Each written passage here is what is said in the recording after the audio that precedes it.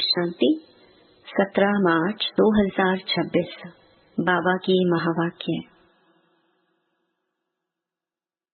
मीठे बच्चे, तुम सच्चे सच्चे सत्य बाप से सत्य कथा सुनकर नर से नारायण बनते हो। तुम्हें 21 जन्म के लिए बेहद के बाप से वर्षा मिल जाता है। प्रश्न: बाप की किस आज्ञा को पालन करने वाले बच्चे ही पारस बुद्धि बनते हैं?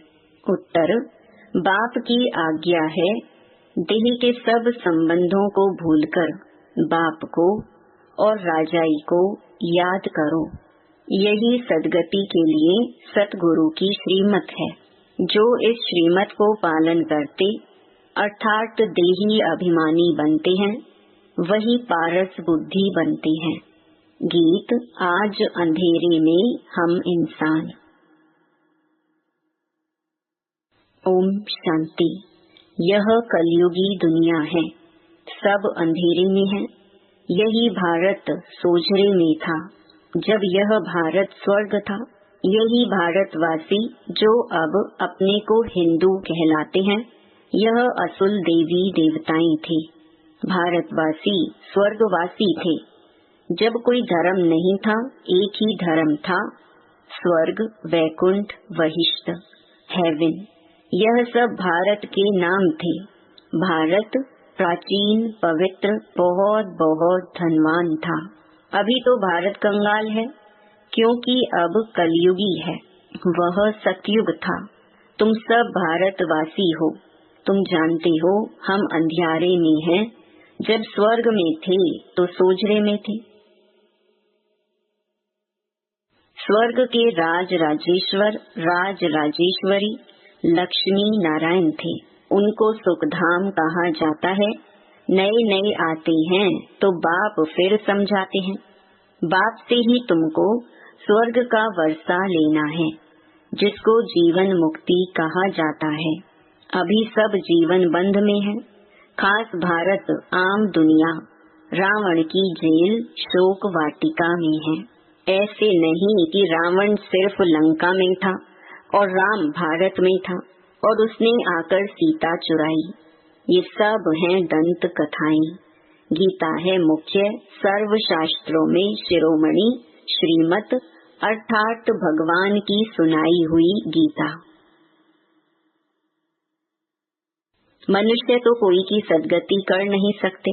सतयुग में थे जीवन मुक्त देवी देवताएं, जिन्होंने यह वर्षा कलयुग अंत में पाया था। भारत को यह पता नहीं था, ना कोई शास्त्र में है। शास्त्र तो सब हैं भक्ति मार्ग के लिए। वह सब भक्ति मार्ग का ज्ञान है। सद्गति मार्ग का ज्ञान मनुष्य मात्र में है नहीं। बाप कहते हैं कि मनुष्य मनुष्य के गुरु बन नहीं सकते। गुरु कोई सद्गति दे नहीं सकते। वह गुरु कहेंगे भक्ति करो, दान पुण्य करो। भक्ति द्वापर से चली आई है। सतयुग त्रेता में है ज्ञान की प्रारब्ध। ऐसे नहीं, वहाँ यह ज्ञान चला आता है। यह जो वर्षा भारत को था, यह बाप से संगम पर ही मिला था, जो फिर अभी तुमको मिल रहा है। भारतवासी नरकवासी महान दुखी बन जाते हैं, तब पुकारते हैं हे पतित पावन, दुख हरता सुख करता। किसका? सर्व का। क्योंकि खास भारत दुनिया आम में 5 विकार हैं ही हैं। बाप है पतित पावन। बाप कहते हैं मैं कल्प कल्प कल्प के संगम पर आता हूँ और सर्व का सद्गति दाता बनता हूँ। अबलाओं, अहिल्याओं, गणिकाओं और गुरु लोग जो हैं, उनका भी उद्धार मुझे करना है। क्योंकि यह तो है ही पतित दुनिया। पावन दुनिया सतयुग को कहा जाता है। भारत में इन लक्ष्मी नारायण का राज्य था। यह भारतवासी नहीं जानते कि यह स्वर्ग के मालिक थे। पतित खंड माना झूठ खंड, पावन खंड माना सच खंड। भारत पावन खंड था। यह लक्ष्मी नारायण की सूर्यवंशी डिनाइस्टी थी। यह भारत है अविनाशी खंड जो कभी विनाश नहीं होता। जब इनका राज्य था तो और कोई खंड था नहीं, वह सब बाद में आते हैं। शास्त्रों में सबसे बड़ी भूल तो यह की है जो कल्प लाखों वर्ष का लिख दिया है। बाप कहते हैं कि ना तो कल्प लाखों वर्ष का होता, न सतयुग लाखों वर्ष का होता। कल्प की आयु 5000 वर्ष है। यह फिर कह देते कि मनुष्य 84 लाख जन्म लेते। मनुष्य को कुत्ता बिल्ली आदि बना दिया है, परंतु उनका जन्म अलग है। 84 लाख वैरायटी है, मनुष्यों की वैरायटी एक है। उनके ही 84 जन्म हैं। बाप कहते हैं, बच्चे तुम आदि सनातन देवी देवता धर्म के थे। भारतवासी अपने धर्म को ड्रामा प्लान अनुसार भूल गए हैं। कलयुग अंत में बिल्कुल पतित बन पड़े हैं। फिर बाप आकर संगम पर पावन बनाते हैं। इनको कहा जाता है दुख धाम। फिर पाठ सुख धाम में होगा। बाप कहते हैं, हे बच्चों, तुम भारतवासी ही स्वर्गवासी थे। फिर तुम 84 जन्मों की सीढ़ी उतरते हो। सतो से रजो तमो में जरूर आना है। तुम देवताओं जितना धनवान, एवर हैप्पी, एवर हेल्दी कोई नहीं होता। भारत कितना साहूकार था। हीरे जवाहरात तो बड़े बड़े पत्थरों में सल थे, कितने तो टूट गए हैं। बाप तुम बच्चों को स्मृति दिलाते हैं कि तुमको कितना साहूकार बनाया था। तुम सर्वगुण संपन्न 16 कला संपूर्ण थे। यथा राजा रानी, इन्हों को भगवान भगवती भी कह सकते हैं, परंतु बाप ने समझाया है कि भगवान एक है, वह बाप है। सिर्फ ईश्वर व प्रभु कहने से भी याद नहीं आता कि वो सभी आत्माओं का बाप है। यह तो है बेहद का बाप। वह समझाते हैं कि भारतवासी तुम जयंती मनाते हो, परंतु असल में बाप कब आए थे वह कोई भी नहीं जानते हैं। है ही आयन एजेड पत्थर बुद्धि। पारसनाथ थे, इस समय पत्थर नाथ हैं। नाथ भी नहीं कहेंगे क्योंकि राजा रानी तो है नहीं। पहले यहाँ दैवी राजस्थान था, फिर आसुरी राज्य बन जाता है। यह खेल है, वह है हद का ड्रामा, यह है बेहद का ड्रामा। वर्ल्ड की हिस्ट्री, ज्योग्राफी आदि से अंत तक तुम अभी जानते हो और कोई भी नहीं जानते। भारत में जब देवी देवता थे तो सारी सृष्टि के मालिक थे और भारत में ही थे। बाप भारतवासियों को स्मृति दिलाते हैं। सतयुग में आदि सनातन देवी देवता, इन्हों का श्रेष्ठ धर्म श्रेष्ठ कर्म था। फिर 84 जन्मों में उतरना पड़े। यह बाप बैठ कहानी सुनाते हैं कि अब तुम्हारे बहुत जन्मों के अंत का जन्म है। एक की बात नहीं, न युद्ध का मैदान आदि ही है। भारतवासी यह भी भूल गए हैं कि इन्हों का लक्ष्मी नारायण का राज्य था। सतयुग की आयु लंबी करने से बहुत दूर ले गए हैं। बाप समझाते हैं कि मनुष्य को भगवान नहीं कह सकते, मनुष्य मनुष्य की सदगति नहीं कर सकते। कहावत है कि सर्व का सदगति दाता, पतितों को पावन करता एक है। यह है झूठ खंड। सच्चा बाबा सच खंड स्थापन करने वाला है। भक्त पूजा करते हैं, परंतु भक्ति मार्ग में जिसकी भी पूजा करते आए हैं, एक की भी बायोग्राफी नहीं जानते हैं। शिव जयंती तो मनाते हैं। बाप है नई दुनिया का रचयिता, हेवनली गॉड फादर, बेहद सुख देने वाला। सतयुग में सुख था, वह कैसे और किसने स्थापन किया? नर्कवासियों को स्वर्गवासी बनाया, भ्रष्टाचारियों को श्रेष्ठाचारी देवता बनाया। यह तो बाप का ही काम है। तुम बच्चों को पावन बनाता हूँ, तुम स्वर्ग के मालिक बनते हो। फिर तुमको पतित कौन बनाते हैं? यह रावण। मनुष्य कह देते हैं सुख दुख ईश्वर देते हैं। बाप कहते हैं मैं तो सबको सुख देता हूँ। आधा कल्प फिर तुम बाप का सिमरण नहीं करेंगे। फिर जब रावण राज्य होता है तो सबकी पूजा करने लग पड़ते हैं। यह तुम्हारा बहुत जन्मों के अंत का जन्म है। कहते हैं बाबा हमने कितने जन्म लिए हैं? बाप कहते बच्चे तुम अपने जन्मों को नहीं जानते हो। तुमने पूरे 84 जन्म लिए हैं। तुम 21 जन्म लिए बेहद के बाप से वर्षा लेने आए हो, अर्थात सच्चे सच्चे सत्य बाबा से सत्य कथा। नर से नारायण बनने का ज्ञान सुनते हो। यह है ज्ञान, वह है भक्ति। यह स्पिरिचुअल नॉलेज सुप्रीम रूह आकर देते हैं। बच्चों को देही अभिमानी बनना पड़े, अपने को आत्मा निश्चय कर मामेकम याद करो। शिव बाबा तो सभी आत्माओं का बाप है। आत्माएं सब परम धाम से पाठ बजाने आती हैं शरीर में। इसको कर्म क्षेत्र कहा जाता है। बड़ा भारी खेल है। आत्मा में बुरे व अच्छे संस्कार रहते हैं। जिस अनुसार ही मनुष्य को जन्म मिलता है, अच्छा व बुरा। यह जो पावन था अभी पतित है। तत्त्वम।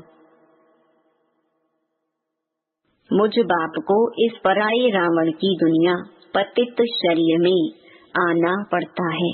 आना भी उसमें है जो पहले नंबर में जाना है। सूर्यवंशी ही पूरे 84 जन्म लेते हैं। यह है ब्रह्मा और ब्राह्मण। बाप समझाते हैं रोज, लेकिन पत्थर बुद्धि को पारस बुद्धि बनाना मासी का घर नहीं है। हे आत्माएं अब देही अभिमानी बनो। हे आत्माएं एक बाप को याद करो और राजाई को याद करो। देह के संबंधों को छोड़ो तो पारस बुद्धि बन जाएंगी। मरना तो सबको है। सबकी अब वानप्रस्थ अवस्था है। एक सतगुरु बिगर सर्व का सदगति दाता कोई हो नहीं सकता। बाप कहते हैं हे भारतवासी बच्चों, तुम पहले पारस बुद्धि थे। गाया हुआ है कि आत्मा परमात्मा अलग रहे बहुकाल।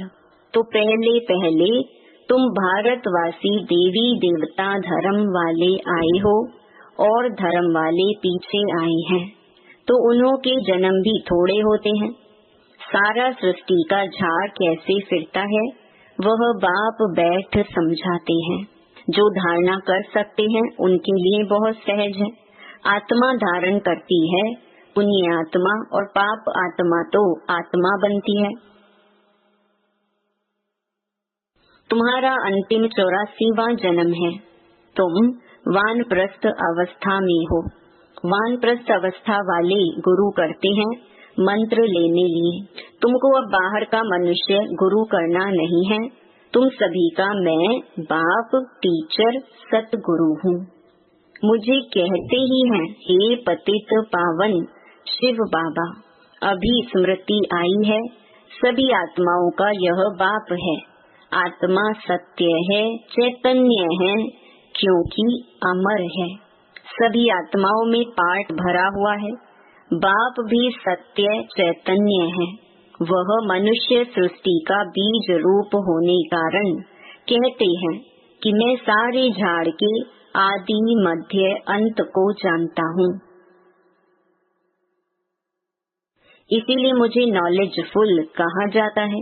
तुमको भी सारी नॉलेज है कि बीज से झाड़ कैसे निकलता है। झाड़ बढ़ने में तो टाइम लगता है। बाप कहते हैं कि मैं बीज रूप हूँ। अंत में सारा झाड़ जर्जरीभूत अवस्था को पाता है। अभी देखो देवी देवता धर्म का फाउंडेशन है नहीं, प्रायलोक है। जब देवी देवता धर्म गुम हो जाता है तब बाप को आना पड़ी।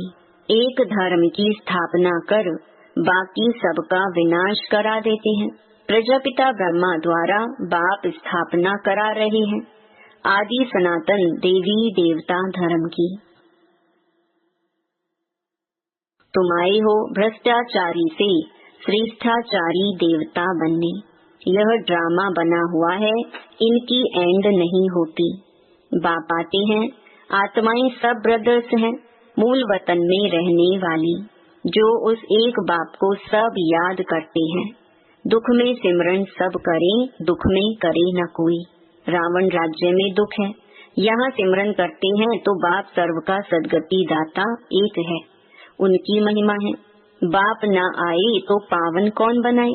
क्रिश्चियन, इस्लामी आदि जो भी मनुष्य हैं, इस समय सब तमो प्रधान हैं। सभी को पुनर्जन्म जरूर लेना है। अभी पुनर्जन्म मिलता है नर्क में, ऐसे नहीं कि सुख में चले जाते हैं। जैसे हिंदू धर्म वाले कहते हैं कि स्वर्गवासी हुआ तो जरूर नर्क में था ना, अभी स्वर्ग में गया, तुम्हारे मुख में गुलाब। जब स्वर्गवासी हुआ फिर उसको नर्क के आसुरी वैभव क्यों खिलाते हो। पितृ खिलाते हैं ना, बंगाल में मछली अंडे आदि खिलाते हैं। अरे उनको यह सब खाने की दरकार क्या है, वापस कोई जा नहीं सकता, जबकि पहले नंबर वालों को 84 जन्म लेना पड़ता है। इस ज्ञान में कोई तकलीफ नहीं है। भक्ति मार्ग में कितनी मेहनत है, राम राम जपते रोमांच खड़े हो जाते हैं। यह सब है भक्ति मार्ग। यह सूर्य चांद आदि रोशनी करने वाले हैं, यह देवता थोड़े ही हैं। वास्तव में ज्ञान सूर्य, ज्ञान चंद्रमा और ज्ञान सितारे यहाँ की महिमा है। अच्छा, मीठे मीठे सिकिलधे बच्चों प्रति माता पिता बाप दादा का याद प्यार और गुड मॉर्निंग। रूहानी बाप की रूहानी बच्चों को नमस्ते। धारणा के लिए मुख्य सार। पहला, इस अंतिम 84वें जन्म में कोई भी पाप कर्म माना विकर्म नहीं करना है। पुण्य आत्मा बनने का पूरा पूरा पुरुषार्थ करना है, संपूर्ण पावन बनना है।